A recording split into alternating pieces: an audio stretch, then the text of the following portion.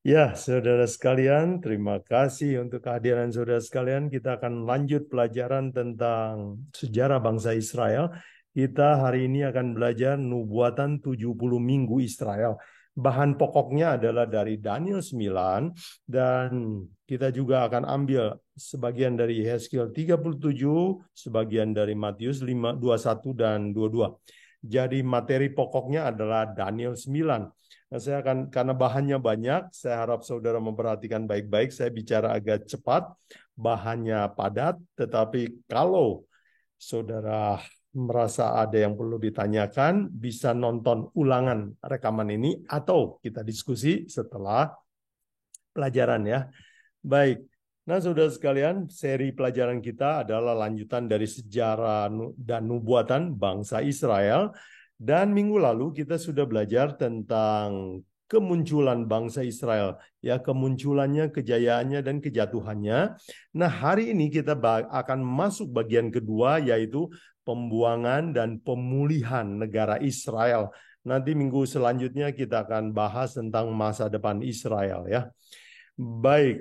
Nah, di bagian yang kedua ini kita akan belajar 5 bagian. Pertama, kita akan masuk nubuatan Daniel 9. Kedua, kita akan bahas Yerusalem dibangun. Ketiga, ujian iman untuk Israel. Keempat, Yerusalem dihancurkan. Dan yang kelima, kita ambil aplikasi, yaitu pertanyaan, apakah negara Israel akan dipulihkan? Baik, kita mulai pelajaran Daniel 9, saudara sekalian ya. Nah, Daniel 9 adalah sebuah nubuatan tentang bangsa Israel. Dan itu di dalam Daniel 9 adalah jawaban doa terhadap Tuhan terhadap doa Daniel ya.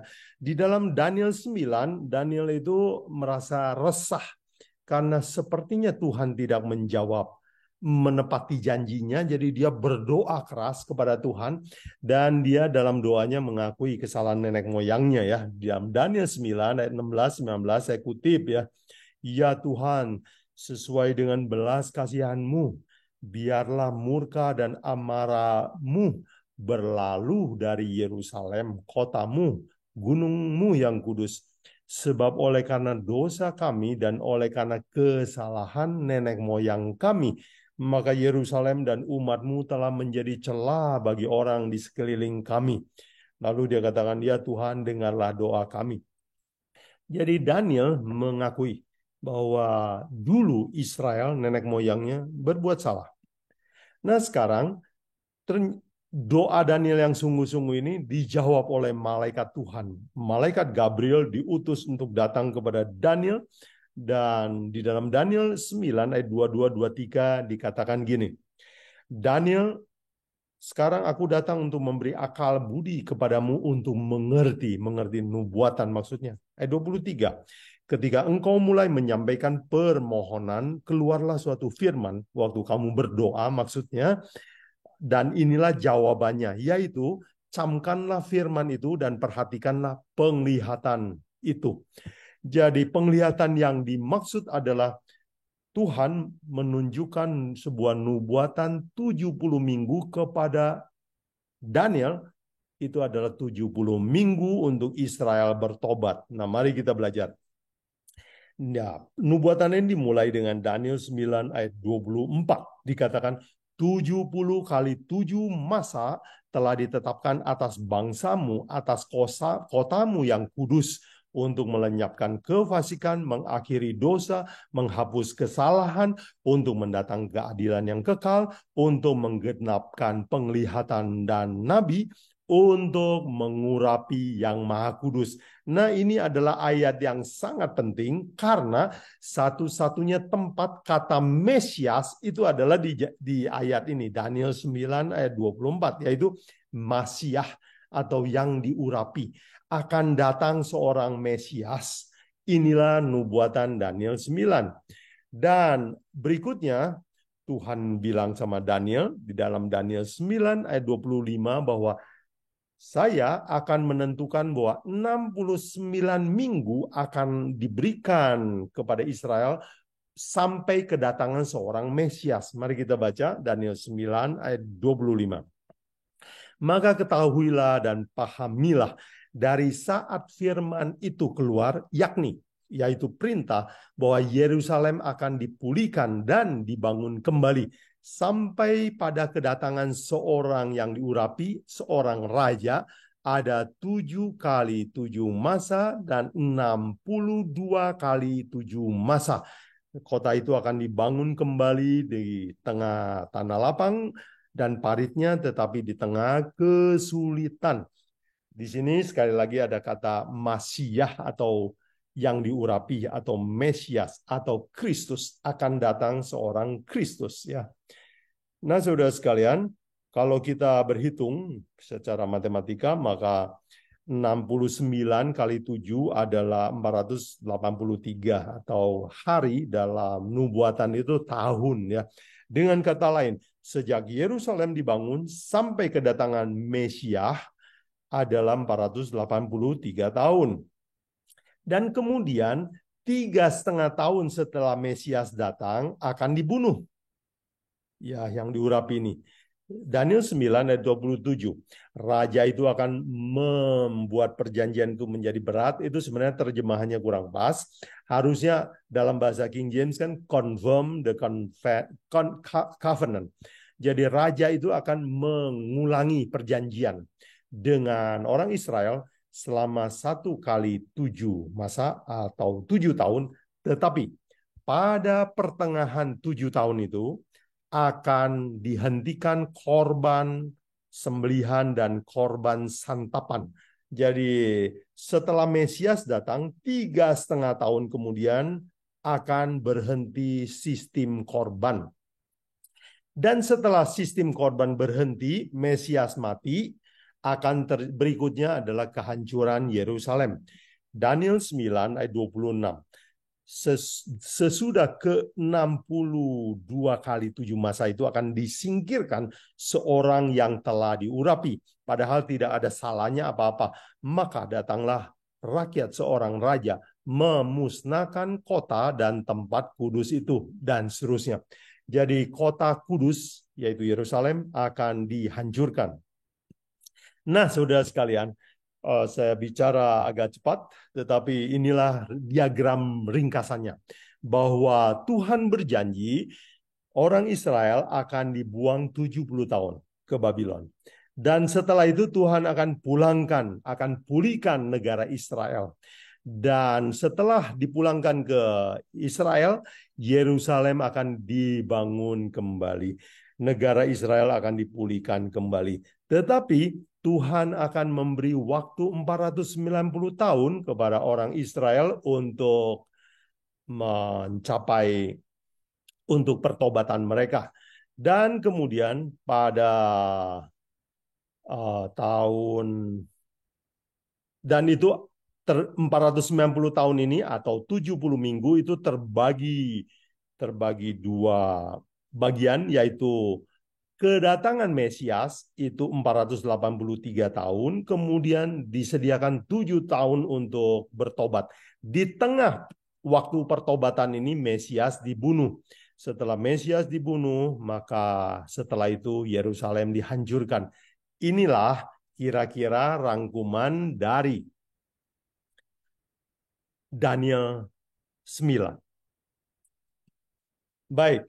Nah, sekarang kita akan bahas bagian yang pertama. Di dalam Daniel 9 dikatakan Yerusalem akan dibangun kembali.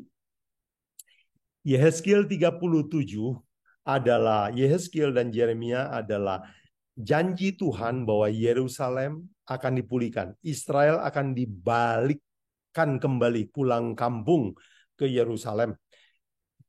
Oh, excuse me. Jadi, saudara sekalian,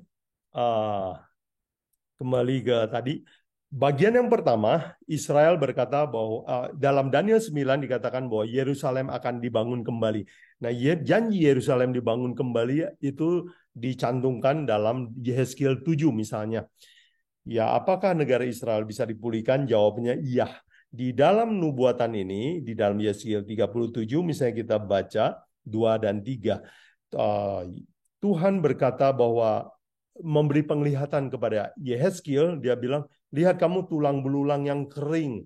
itu bisa hidup lagi enggak? Lalu Yehezkiel menjawab, oh Tuhan engkau yang tahu.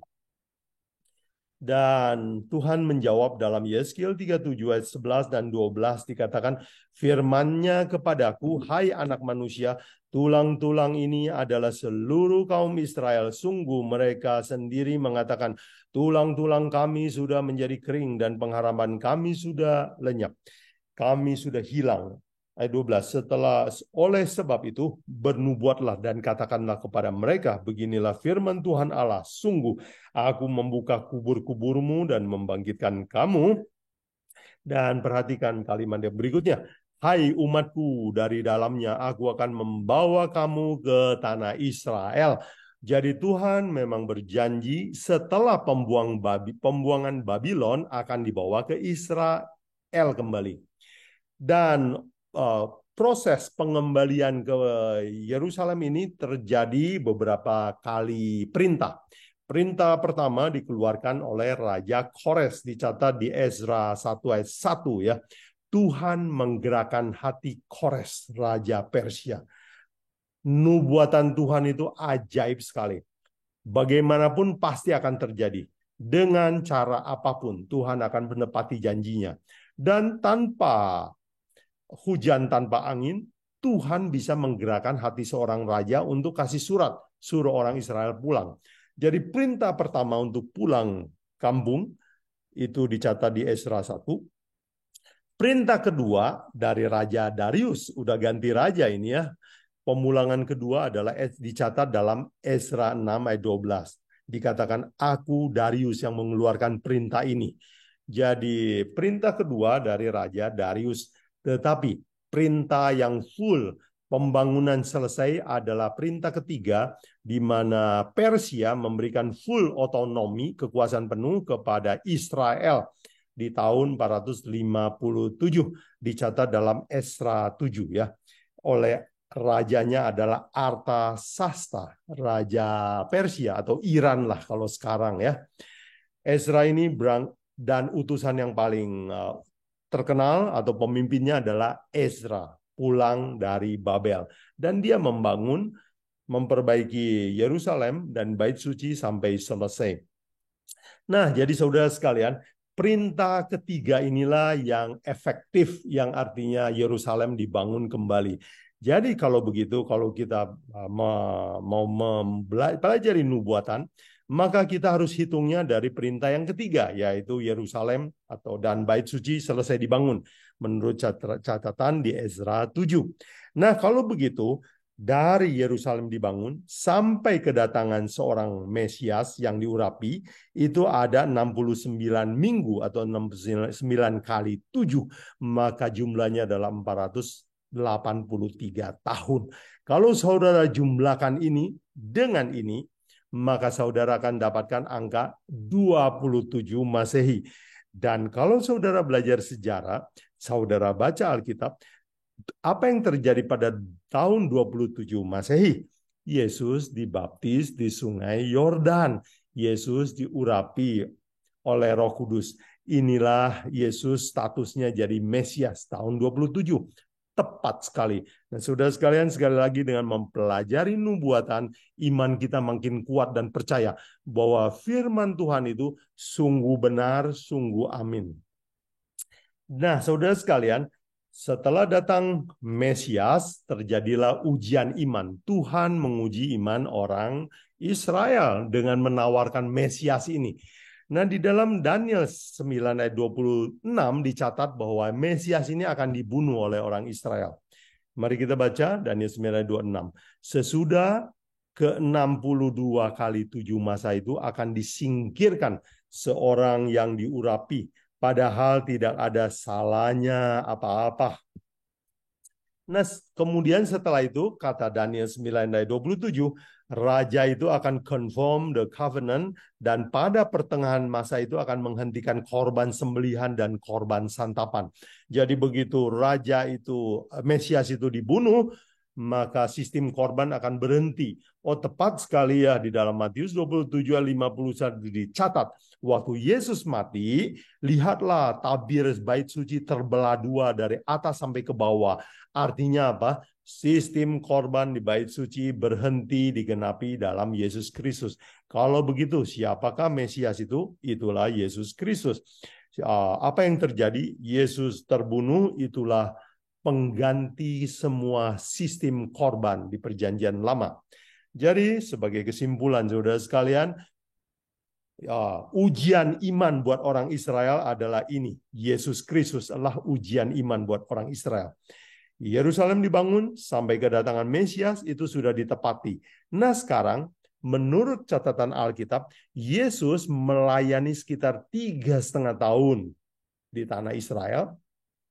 Dan setelah itu dia disalibkan. Persis seperti kata nubuatan ini di pertengahan minggu ini atau 3,5 tahun ini Mesias akan dibunuh. Jadi saudara sekalian, Tuhan menawarkan Mesias kepada Israel. Tetapi Israel menolak dan membunuh Mesias. Nah, sekarang ada pertanyaan, siapa sih sebenarnya yang bunuh Yesus? Ada banyak perdebatan, ada yang bilang yang bunuh Roma, yang bunuh atau secara rohani kita semua. Tapi coba kita periksa Alkitab, siapakah yang secara faktual disebut pembunuh Mesias atau Yesus Kristus? Mari kita periksa di dalam Yohanes 19 ayat 15. Catatan Yohanes, maka berteriaklah mereka, orang Israel, enyahkan dia, salibkan dia. Lalu kata Pilatus kepada mereka, haruskah aku menyalibkan rajamu? Jawab imam-imam kepala, kami tidak mempunyai raja selain daripada Kaisar. Jadi siapa yang membunuh? Para pemimpin Yahudi. Kemudian jawaban kedua, siapa yang bunuh Yesus? Bisa kita dapat dari catatan Lukas 24 ayat 19 sampai 21, yaitu perjalanan Yesus bersama dua murid ke Emmaus ya. Dalam kata Yesus, kalian lagi ngobrolin apa? Lalu mereka menjawab, kami membicarakan seorang bernama Yesus dari Nazaret. Dia banyak melakukan mujizat. Ayat 20 perhatikan. Tetapi imam-imam kepala dan pemimpin-pemimpin kami telah menyerahkan dia untuk dihukum mati dan mereka telah menyalibkan dia. Jadi siapa yang telah membunuh Yesus? Para imam, para pemimpin Yahudi. Kemudian ini juga catatan dari Matius ya tentang siapa pembunuh Israel. Maafkan, siapa pembunuh Mesias. Matius 27 ayat 24 25. Ketika Pilatus melihat bahwa segala usaha akan sia-sia, malah sudah mulai timbul kekacauan. Ia mengambil air dan membasuh tangannya di hadapan orang banyak dan berkata, aku tidak bersalah terhadap darah orang ini, itu urusan kamu sendiri. Ayat 25. Seluruh rakyat itu menjawab. Perhatikan yang saya tandai merah ini. Ini adalah sebuah catatan sejarah di dalam Alkitab yang sangat mengerikan. Saya kasih tanda merah. Orang Israel, seluruh rakyat, seluruh berseru, biarlah darahnya ditanggungkan atas kami dan atas anak-anak kami. Oh, ini adalah sebuah sumpah yang berat. Jadi mereka menolak Mesias dan kita akan lihat berikutnya bahwa mereka akan makan sumpah ini. Baik, yang keempat kita akan mempelajari bagian yang terakhir dari Daniel 9, yaitu Yerusalem dihancurkan. Nah, kita lihat bahwa nubuatan 490 tahun, kalau saudara hitung, itu ujungnya kan tahun 34 Masehi. Dan di tengah 3,5 tahun terakhir ini, Mesias akan dibunuh. Dan setelah Mesias dibunuh, Tuhan masih memberi kesempatan 3,5 tahun kepada orang Israel, tetapi mereka malah mengadakan penganiayaan kepada orang Kristen. Dan orang Kristen ini kebanyakan adalah orang Yahudi juga. Dari Kisah 8 ayat dan 9 itu adalah dimulainya penganiayaan terhadap orang Kristen. Dan Tuhan memberi waktu lagi dari tahun 34 sampai 70. Tahun 70 itu ada berapa tahun ya? 36 tahun. Tuhan kasih lagi kesempatan dan tidak ada pertobatan, makanya Yerusalem dihancurkan. Inilah nubuatan Daniel 9 tentang kehancuran Yerusalem. Nah, saudara sekalian, kehancuran Yerusalem ini sudah dinubuatkan. Daniel 9 ayat 26. Sesudah ke-62 kali 7 masa itu akan disingkirkan seorang yang diurapi, padahal tidak ada salahnya apa-apa. Maka datanglah rakyat seorang raja memusnahkan kota dan tempat kudus itu. Yerusalem dihancurkan. Dan Yesus juga meramalkan nasib akhir daripada Yerusalem di dalam Matius 23. Ya, sebelum penyaliban, Yesus menangisi Yerusalem. Dalam Matius 23, 37, 38, saya kutip, Yerusalem, Yerusalem, engkau telah membunuh nabi-nabi dan melempari dengan batu orang-orang yang diutus kepadamu. Berkali-kali aku rindu mengumpulkan anak-anakmu, sama seperti induk ayam mengumpulkan anak-anaknya di bawah sayapnya, tetapi kamu tidak mau. Perhatikan ayat 38. Lihatlah, rumahmu akan ditinggalkan dan menjadi sunyi. Ramalan Yesus tentang nasib akhir Yerusalem. Dan bagaimana dengan bait sucinya? Sebab orang Israel selalu yakin bahwa bait suci kalau masih ada bersama mereka, nggak mungkin mereka kalah. Yesus berkata dalam Matius 24 ayat 1 dan 2 menjawab pertanyaan murid-muridnya. Mari kita kutip. Sesudah itu Yesus keluar dari bait Allah lalu pergi. Maka datanglah murid-muridnya dan menunjuk kepada bangunan-bangunan bait Allah. Ia berkata kepada mereka, kamu melihat semuanya itu? Aku berkata kepadamu, sesungguhnya tidak ada satu batu pun di sini akan dibiarkan terletak di atas batu yang lain. Semuanya akan diruntuhkan. Bahkan bait suci akan dihancurkan. Inilah sebuah lukisan tentang potret kehancuran Yerusalem tahun 70 Masehi. Hancur berat dalam pengepungan tentara Roma. Dan apa yang terjadi ini sebenarnya juga adalah kegenapan dari kutuk yang Tuhan janjikan kepada Abraham. Ya. Mari kita lihat Kejadian 12 ayat 3. Tuhan berjanji kepada Abraham, aku akan memberkati orang yang memberkati engkau dan mengutuk orang yang mengutuk engkau. Olehmu semua kaum di bumi akan mendapat berkat. Olehmu itu dijelaskan dalam Kejadian 22 ayat 18, yaitu oleh keturunanmu. Oleh keturunanmu lah semua bangsa di bumi akan dapat berkat. Nah, oleh keturunanmu ini siapa? Apakah bangsa Israel atau Yesus Kristus? Jawabannya penafsiran yang diberikan oleh Paulus adalah Yesus Kristus. Galatia 3:16, Paulus mengutip tulisan janji Tuhan kepada Abraham. Dia katakan, Allah tidak berkata kepada keturunan-keturunannya, seolah banyak orang, tetapi hanya satu orang. Dan kepada keturunanmu, yang dimaksud adalah singular, yaitu Yesus Kristus. Jadi, Tuhan berjanji kepada Abraham, keturunanmu Yesus Kristus akan jadi berkat bagi semua orang.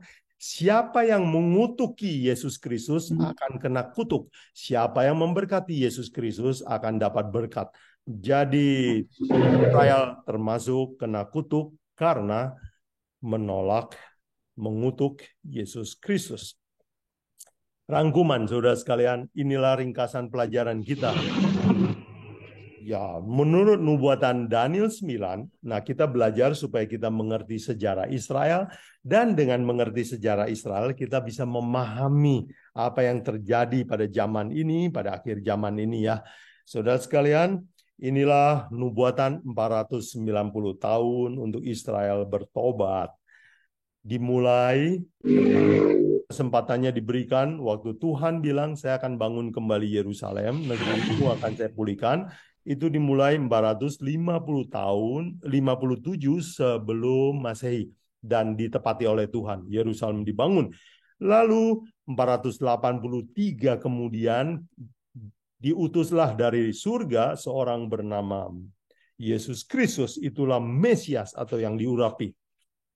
Dan 3,5 tahun kemudian dibunuh, disalibkan. Dan 3,5 tahun kemudian gereja Kristen dianiaya. Itulah penolakan penuh terhadap Injil. Dan Tuhan masih memberi waktu 36 tahun untuk bertobat. Dan setelah waktunya selesai, maka Tuhan mengizinkan Yerusalem dihancurkan total tahun 70 Masehi oleh tentara Roma. Inilah ringkasan sejarah Israel tentang nubuatan 490 tahun atau 70 minggu untuk pertobatan Israel. Nah, apa yang terjadi setelah ini? Maka Yerusalem hancur, negara Israel bubar. Israel tidak lagi punya negara, tidak punya organisasi. Mereka tercerai-berai setelah peristiwa ini. Nah, saudara sekalian, jadi kita secara ringkas, Tuhan memberi kesempatan kepada Israel, tetapi mereka tidak setia, dibuang 70 tahun, kemudian diberi lagi kesempatan 70 minggu nubuatan atau 490 tahun. Dan mereka gagal lagi menjadi negara yang menjadi wakil Tuhan. Dan akhirnya Tuhan menghancurkan negara Israel pada tahun 70 Masehi. Sekarang pertanyaan aplikasi, saudara sekalian, karena di Timur Tengah lagi ada perang, banyak orang Kristen sekarang pendapatnya terpecah.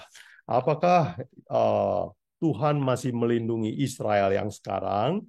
Apakah Yerusalem akan dipulihkan kembali? Saya dengar banyak orang Kristen percaya bahwa kalau bait suci Yerusalem dibangun kembali, maka Tuhan akan datang. Apakah ini semua Alkitabiah? Apakah Yerusalem dan negara Israel akan dipulihkan? Mari kita lihat jawaban Yesus. Jawaban pertama diberikan oleh Yesus di dalam Matius 21 ayat 41, 43, saya kutip ya. Yesus mengatakan bahwa unsur negara atau kerajaan Israel akan dihilangkan atau diambil. Mari, ini Matius 21 adalah Yesus sedang menceritakan perumpamaan kebun anggur, itu adalah tentang kerajaan Israel. Saya kutip ayat 41, kata mereka kepadanya, ia akan membinasakan orang jahat itu dan kebun anggurnya akan disewakannya kepada penggarap lain yang akan menyerahkan hasilnya kepadanya pada waktunya. Ayat 43, Yesus mengiyakan pendapat mereka. Dia katakan, sebab itu aku berkata kepadamu bahwa kerajaan Allah, kerajaan ya, akan diambil daripadamu, akan diberikan kepada suatu bangsa yang menghasilkan buah kerajaan itu. Jadi dengan kata lain, Yesus menjawab, apakah Yerusalem dan negara Israel akan dipulihkan? Jawabannya adalah tidak. Yang kedua, Yesus juga mengatakan bahwa Israel tidak akan dipulihkan lagi. Kisah 1 ayat 6 dan 8, ini adalah peristiwa sebelum Yesus naik ke surga. Orang-orang, murid-murid berkumpul di samping Yesus. Sebelum Yesus naik ke surga, mereka mengajukan pertanyaan tentang politik, tentang negara. Kalau saudara baca di Kisah Para Rasul 1 ayat 6, maka bertanyalah mereka di situ kepada Yesus, Tuhan, maukah engkau pada masa ini memulihkan kerajaan bagi Israel?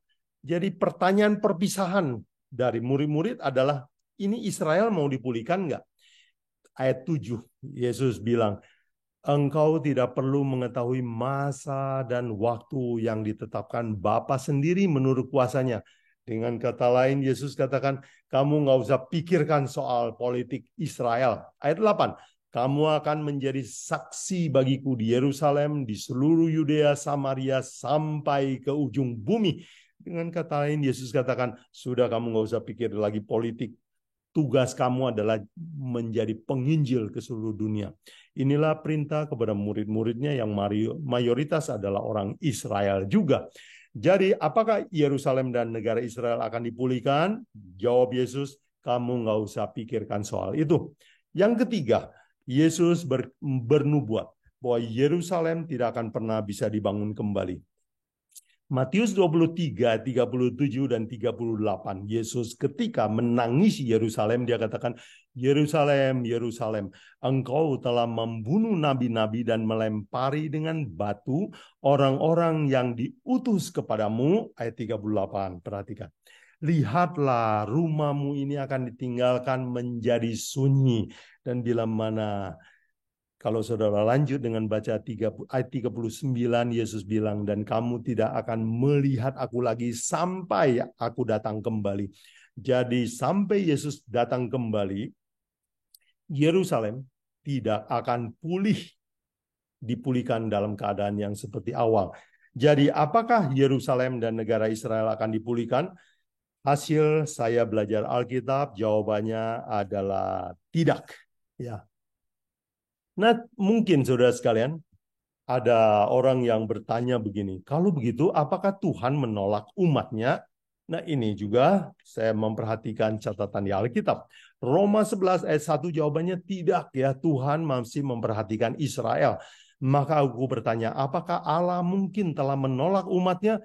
Sekali-kali tidak. Karena aku sendiri pun orang Israel dari keturunan Abraham, dari suku Benyamin, kata Paulus. Jadi Tuhan tidak tolak bangsanya, tetapi yang dia tolak apa? Negaranya. Malah Paulus katakan kita harus mengasihi dan menyelamatkan orang Israel. Roma 11 ayat 13 dan 14, Paulus bilang, aku ini berkata kepadamu bahwa saya ini adalah rasul untuk bangsa bukan Yahudi, kepada bangsa kafir. Dan saya senang dengan pelayanan ini. Ayat 14 dia katakan, yaitu dengan pelayanan aku menginjil kepada bangsa-bangsa lain, kalau kata Paulus, aku dapat membangkitkan cemburu dalam hati kaum sebangsaku menurut daging dan dapat menyelamatkan beberapa orang dari mereka. Jadi kita harus tetap mengasihi orang Israel dan menyelamatkan orang Israel. Jadi saudara sekalian, inilah hasil pelajaran saya. Ya, mungkin saya salah.